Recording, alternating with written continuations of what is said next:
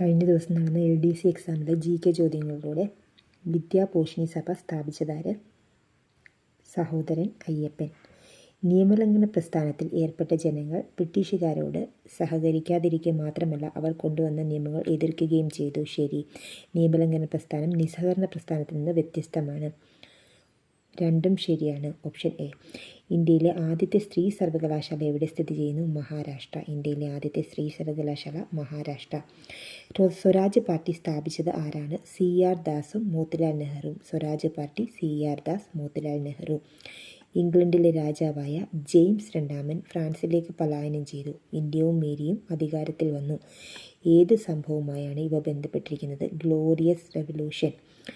താഴെ പറയുന്നവയിൽ ഐക്യരാഷ്ട്രസഭയുടെ ലക്ഷ്യമല്ലാത്തതേത്?